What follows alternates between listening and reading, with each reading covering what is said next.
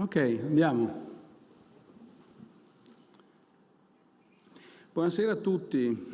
Vorrei ringraziare per cominciare tutti coloro che hanno permesso questo straordinario G20. G20, this extraordinary G20 possible. So I would like to start by thanking all of those people who've worked in this wonderful venue, and I would like to thank the law enforcement officers who've done an amazing job here in Rome. As you know, reaching this agreement was not easy. We can say it is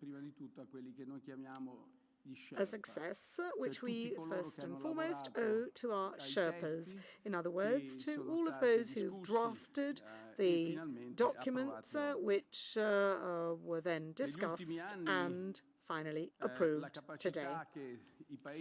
In the last few years, the G20 countries have, in fact,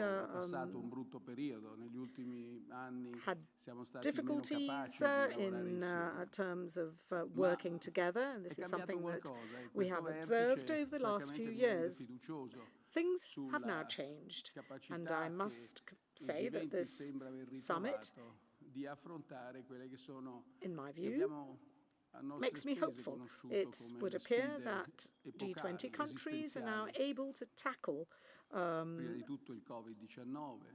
the key challenges that we're faced with, COVID-19, climate, health, income differences and gaps. And, of course, there are many challenges that we have understood cannot be successfully tackled alone. President Biden has stated that this summit should be remembered as a mark of success, and I will dwell upon this shortly. But we must stress that this summit comes at the end of a year during which there have been many G20 meetings. I'm not only referring to the Sherpas, but also the ministers. I would like to thank Minister Mario and Minister Franco, who have toiled to enable us to be here today with some results, some already known to you because they materialized over the last few months, others not. We have reformed the global taxation system to ensure that all companies pay the fair amount of taxes that they owe. This is something that was attempted time and time again for decades without success. We've ensured that poor people around the world can have access to vaccines. We have strengthened the bonds between finance and health, and this is key in order to prevent epidemics, new pandemics, and of course this is necessary in order to ensure that we are ready to face future health crises which unfortunately will materialize. We have tried to find new ways to assist the poorest countries and to find a more equitable base. We have decided to allocate 350 billion with respect to special drawing rights, as indicated by the IMF, to allocate and earmark this amount to the most vulnerable countries. There are three. Well, maybe this is something I could talk about later, but there are three forms of grants or donations that have been identified by higher income countries and that will be allocated to poorer countries. And we've also been able to play a leadership role as far as Afghanistan is concerned after the disaster that we witnessed, and President von der Leyen immediately addressed this issue and promised 1 billion euros in the form of aid to address what is becoming a truly serious humanitarian crisis, the full extent of which has as yet to be understood in our country and in other wealthy countries. And we will then obviously give you the opportunity to ask questions, but the key take-home messages are that for the first time, G20 countries have continued to commit to limiting global warming to 1.5 degrees centigrade with immediate action and mid-term commitments. And then we will read the exact, let's say, wording in the final statement in the communiqué. As far as coal is concerned, global public funding in supporting non-abated coal-fired plants will be phased out after the end of this year. As far as the first point is concerned, let us take stock of the situation before our summit, and for the first time in our G20 communiqué, all countries recognize the scientific validity of the 1.5 degrees centigrade target and not the 1.52 degrees that was indicated in Paris. And the wording is such that there is, let's say, a commitment to continuing to pursue this goal. With regard to CO2 or carbon neutrality, in the past, there was no collective commitment, whereas now we are stating that this target should be met by around 2050. And obviously, this means that we have to make progress towards this target, and this is something that was not envisaged in the past, so there will be no additional net emissions by that date. Finally, there is a promise. The promise of allocating 100 billion per annum to the lowest income countries for, let's say, climate-related activities, $100 billion per annum. And there was a lot of talk about the fact that G20 countries were far from having reached this goal. This is not true. We're talking about 82, 83 billion, and a proposal made by France, which we support, indicates the possibility of using a further allocation of special drawing rights to make up for the shortfall. In any event, Italy has today announced its commitment, $1.4 billion euros, sorry, says the Prime Minister, dollars every year for 5 years, totaling 7 billion, if I have done my arithmetic properly.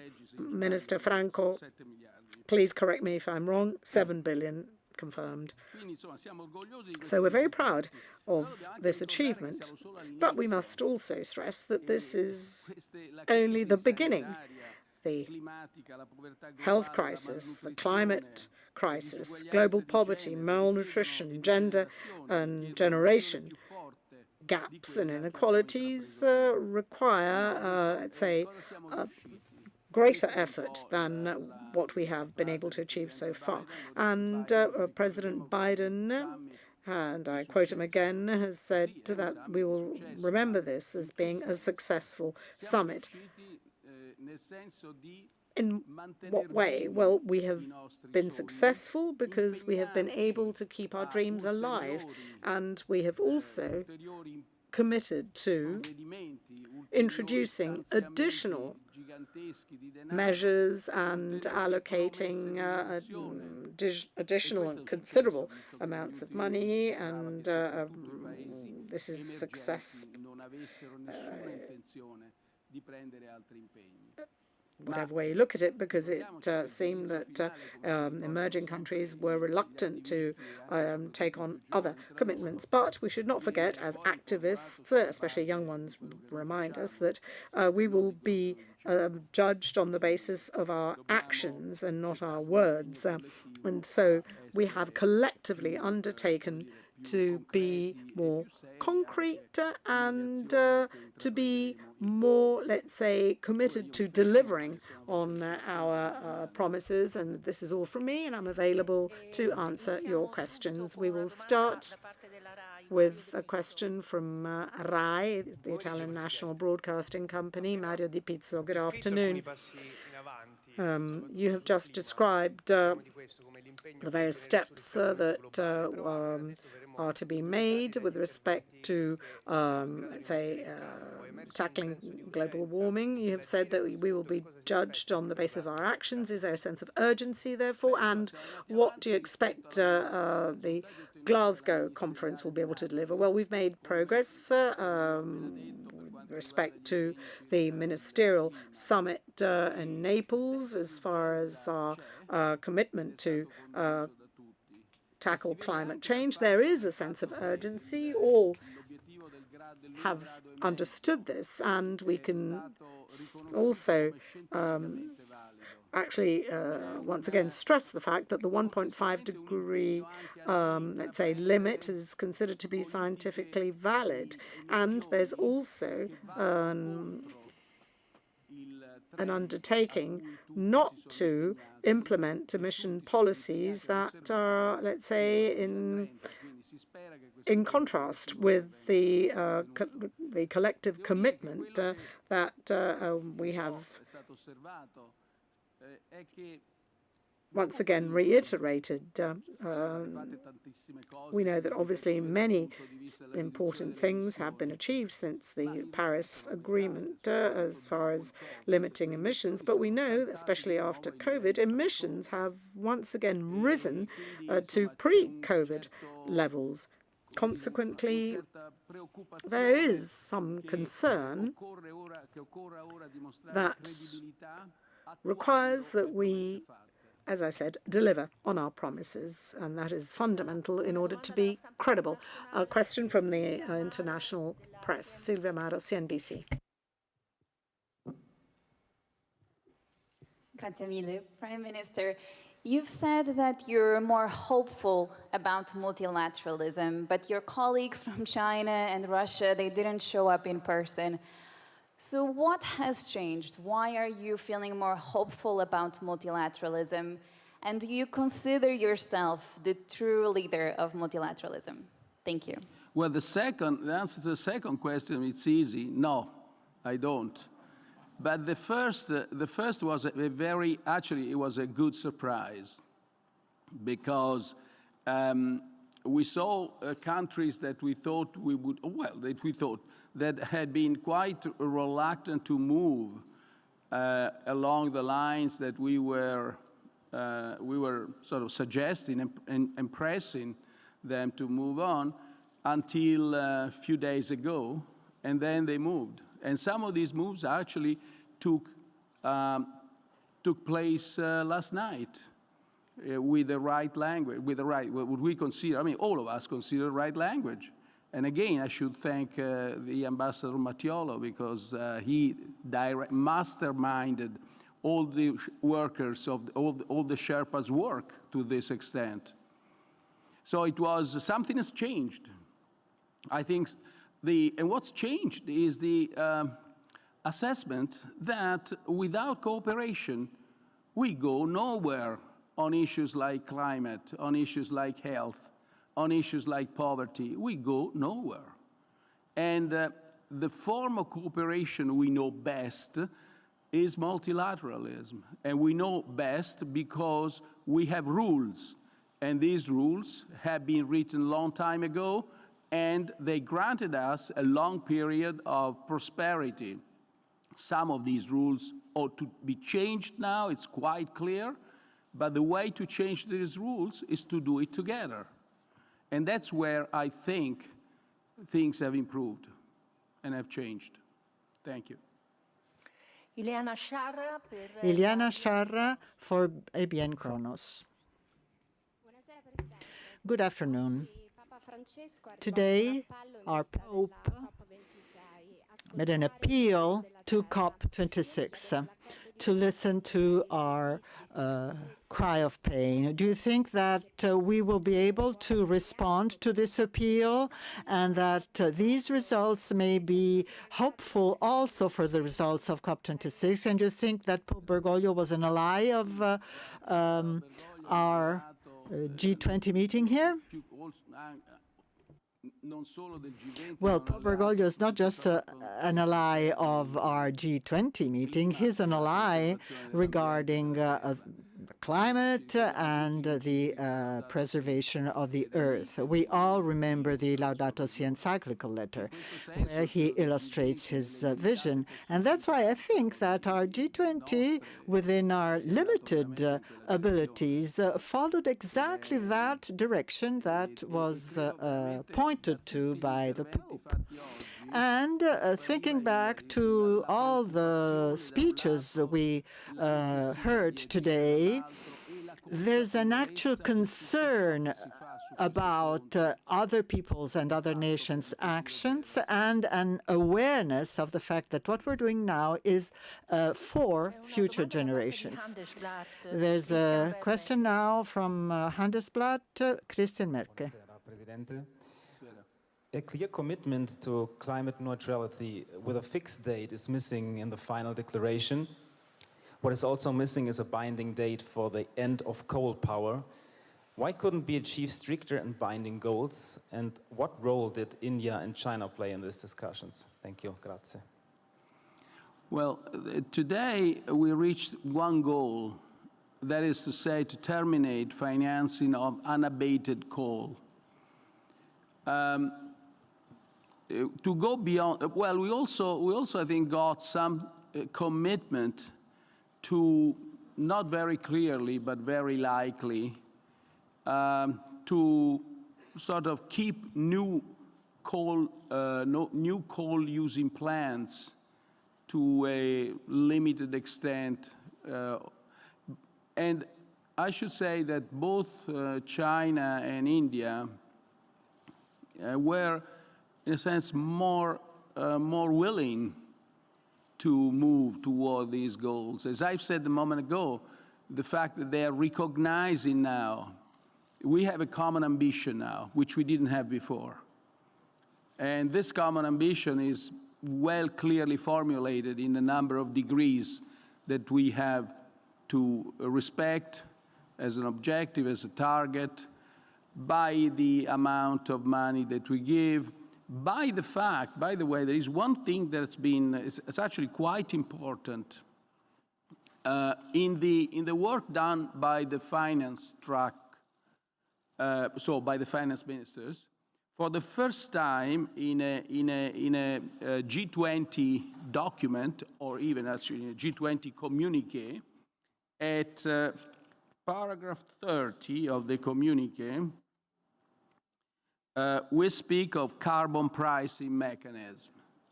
It's never been done before. It says such a policy mix for, it says such,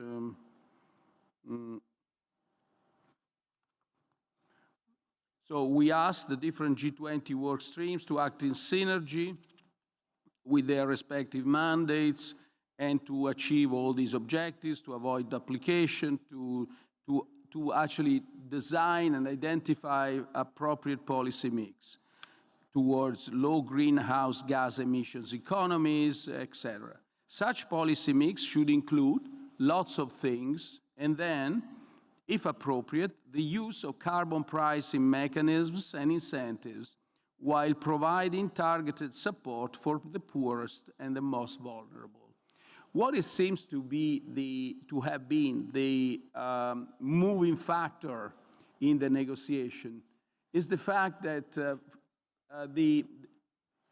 perhaps this too is the first time, is the fact that any progress with respect to previous language and previous results by the countries that produce most greenhouse emissions coming from coal any progress being combined with the promise of support and help by the rich countries.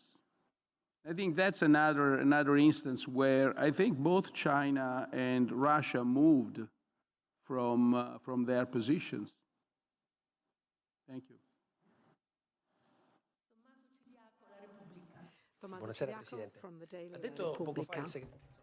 I'm over here. Prime Minister, good evening. Good evening. Secretary General Guterres said, even though I welcome the G20 commitments, my hopes haven't been entirely dashed, but there still are some, let's say, unrealized ambitions. I imagine that reference is being made to China. Maybe China has not, let's say, been sufficiently ambitious as far as climate goes, and I'm wondering whether perhaps this is due to the fact that we don't have public pressure in China. I mean, we can't imagine a sort of Chinese equivalent of Greta Thunberg. Well, actually, as I said, I expected China to have a more rigid position. If anything, we have seen a change, and in fact, there is readiness to accept a rather more forward-looking, let's say, approach and wording, far more so than was the case when the Paris Agreement was drafted. And China and Russia have recognized that there is scientific evidence for that 1.5 degrees centigrade target, and obviously there is a need for all of our countries to work towards limiting emissions to, let's say, avoid that temperatures could rise above that. We know that China produces approximately 50% of global steel, and many of these steel mills are coal-fired. So obviously action there means converting these steel mills, and this obviously means also adapting the steel production process. So this means that the transition required is quite challenging.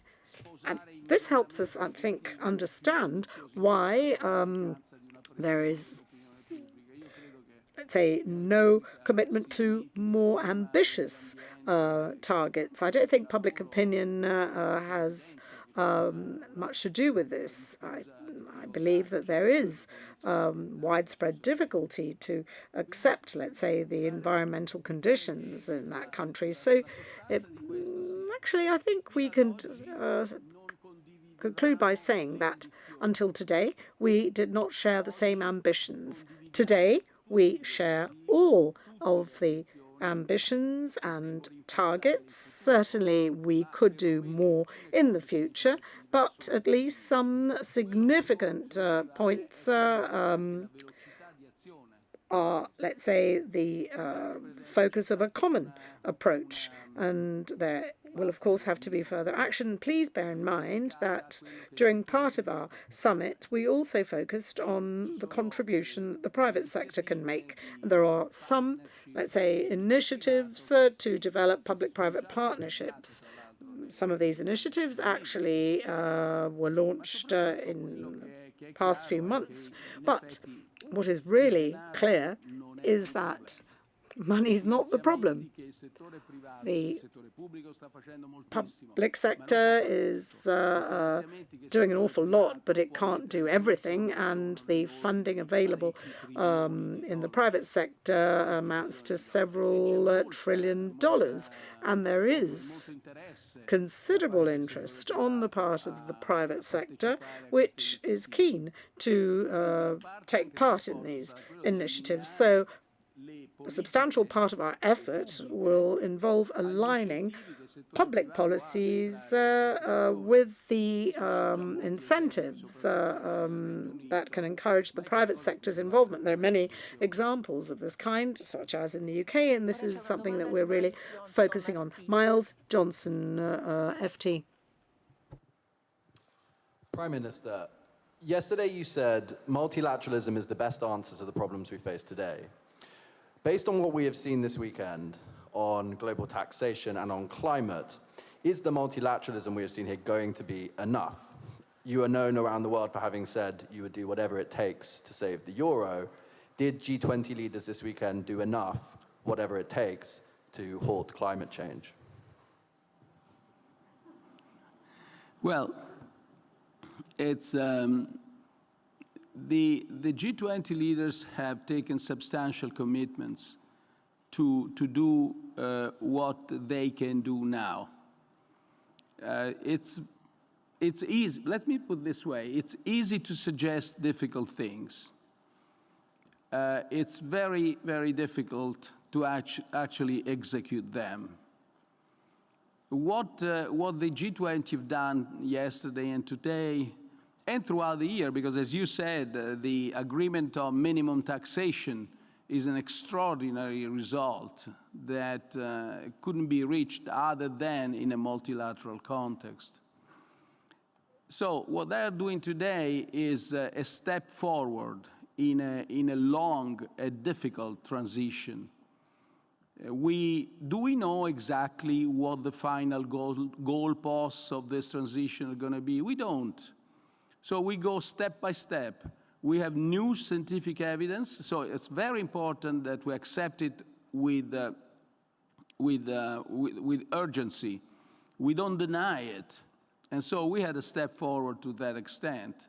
It's also important that countries gradually take stock of what is feasible as far as transition from coal plants and coal mines to other sources, other production of energies, to renewables. Third, the more we go and the more we act together, the more ideas keep on popping up, especially as far as technology transfer.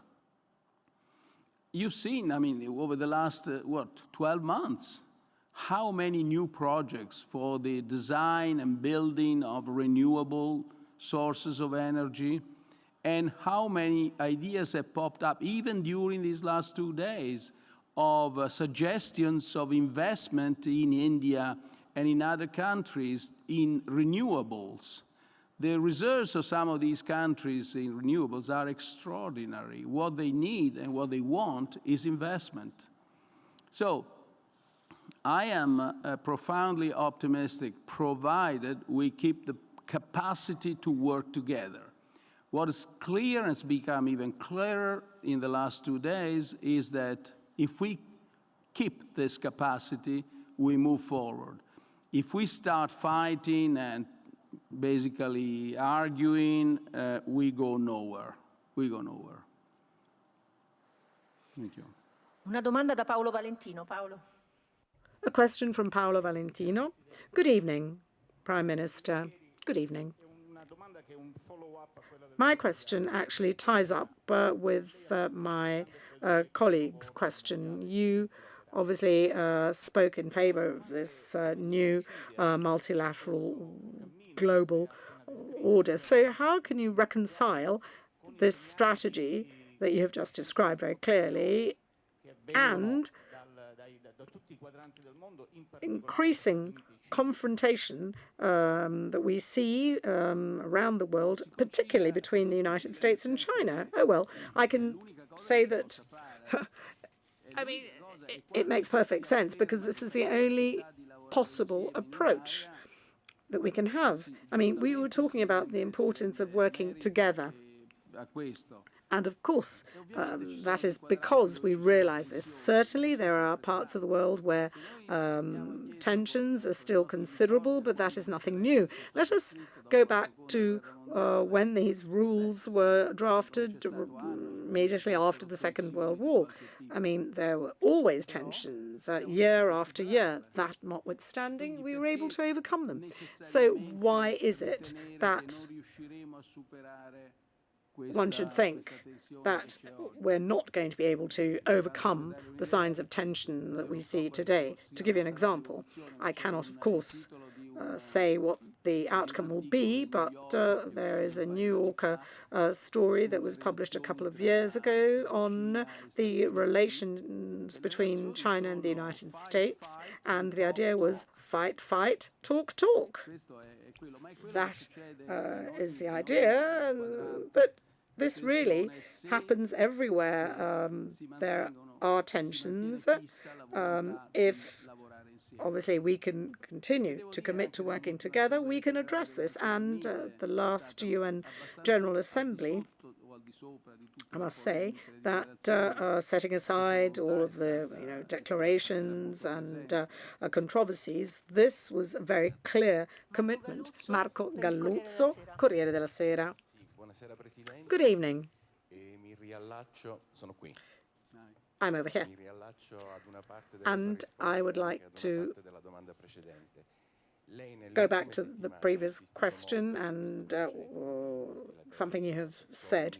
In the last few weeks, you have said that we cannot go it alone and that we can successfully tackle global challenges if we act together. There are many international institutions, the UN, the World Bank, the IMF, they were all established after Bretton Woods. Do you think that there is the need for new organizations, new institutions today, given that the challenges are different? And you have indicated and repeated just now the need to bring on board the private sector to address a global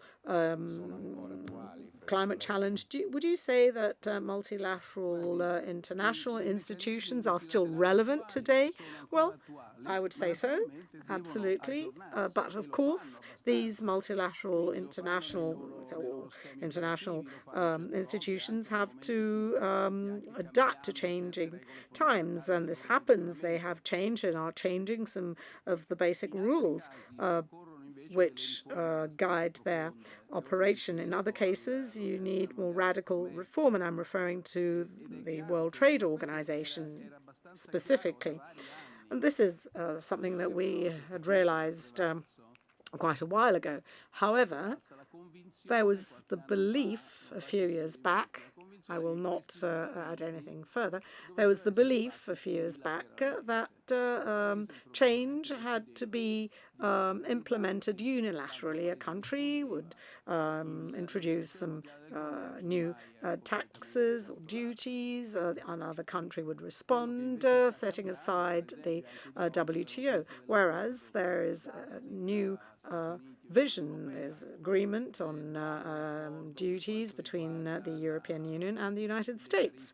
And then there was also an agreement regarding the Boeing Airbus question. So we have, in fact, been able to address a source of considerable concern. And as we know, this then spills over from trade, finance to geopolitics. The impression is that in recent days and during our summit, we have been able to, let's say, leave behind us many of the discussions that characterize the Trump era. Obviously, progress has to be gradual. You can't,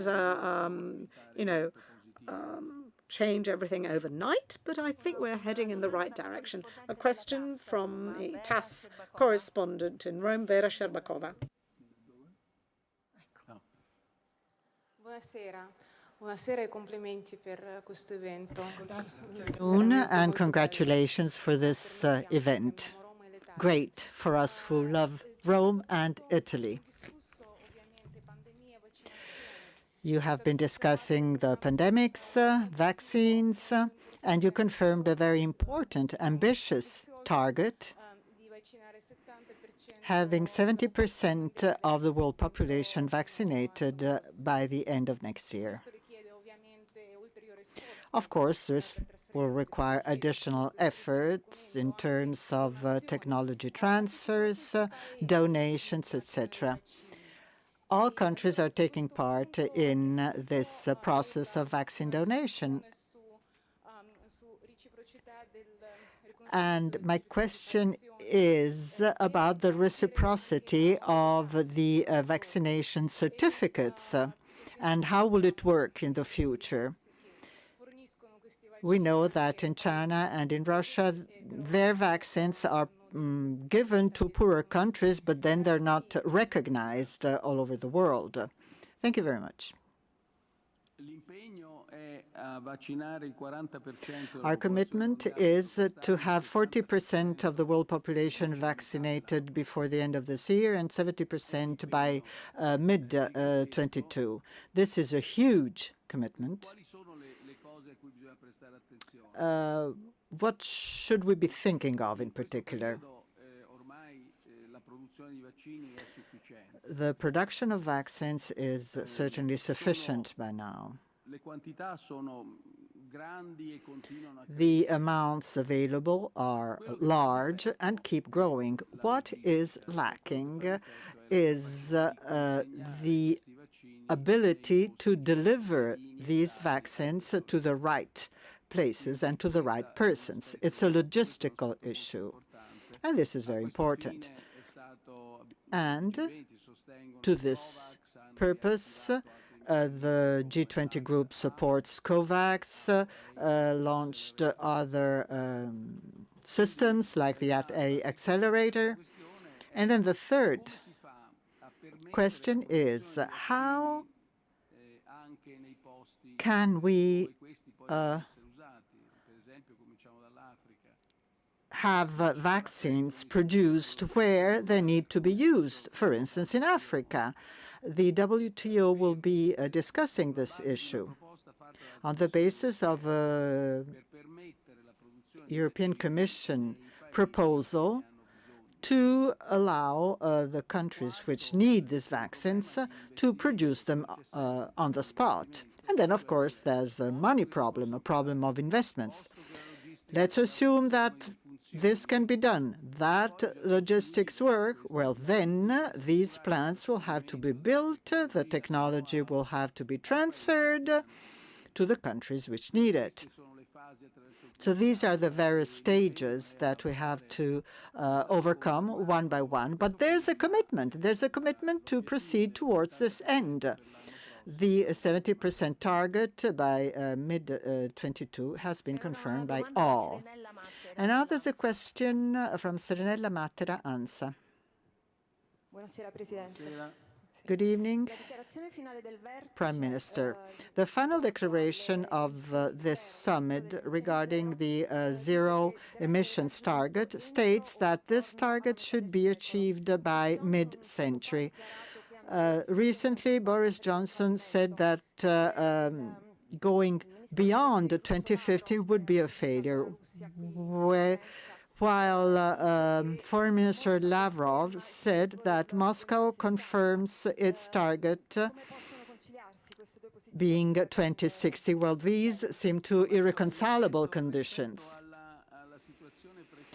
Well, if we think of what was happening before this meeting, well, the communiqué tends towards 2050. It's not a specific commitment. It will be 2050.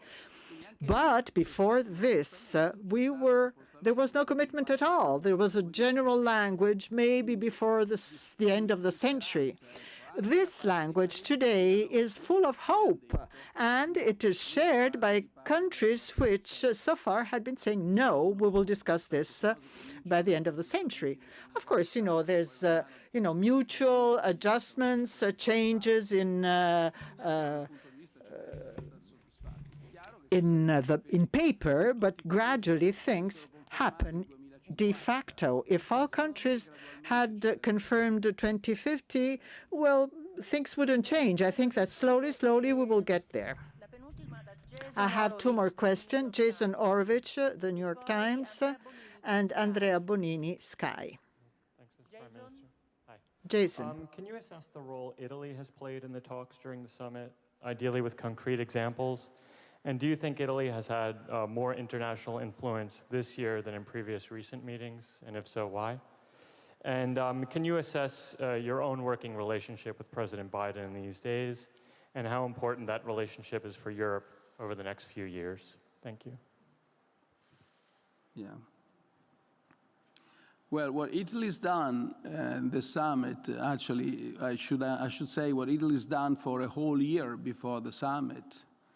Many of the results we talked about today, the international agreement on taxation, the various results on there are several things that have been achieved in the finance track and in the foreign affairs track. So the last 2 days have been crucial to crystallize over what's been achieved and to move forward with the commitments in climate especially. So what's happened here is that the COP26 will build on a pretty solid foundation now. As I said, with respect to what it was before, we changed the language, the goalpost now, 1.5 is now universally agreed. Before it wasn't. The carbon neutrality around 2050 has been agreed, so meaning no net emissions, no additional net emissions. Before there was no commitment whatsoever. We're talking about the end of the century. The 100 billion a year, as we are approaching it, and on that there is a new possibility of using the SDR allocation to match the remaining difference between what it is today, which is around 83, 84 billion, 82, 84 billion, and 100. But we may have additional pledges over the coming days. It's, I think, the deadline for pledging money is November 12th, something like that. So we still have a few more days. And I'm not sure that the current figure that I gave you, 82, 84, includes the pledge by Italy. And so the other thing, as I said, is the first time that we talk about carbon pricing in a G20 communique. I think these are four issues where Italy and everybody's worked to this communique has done a lot of work to this extent. Also, the other thing that Italy's done over the last 2 days is try to understand the others' viewpoints. The fact that certain countries are reluctant to move, there is a reasoning behind this. The developing countries are saying, you rich countries have polluted a lot. We are in this mess because of you. When you were already polluting about 30, 40 years ago, we did zero emissions because we were too poor. So how do we square this? Do you want to finger point me for not moving ahead with the same speed as you do? Forget. So if we enter into this fighting climate, we go nowhere. So we ought to listen and understand the others' viewpoints, but keep alive our ambitions and share them with them. And that's what Italy's done over the last 2 days in our conversations with India, with Russia, with China, and so on. I think that's the role we try to play.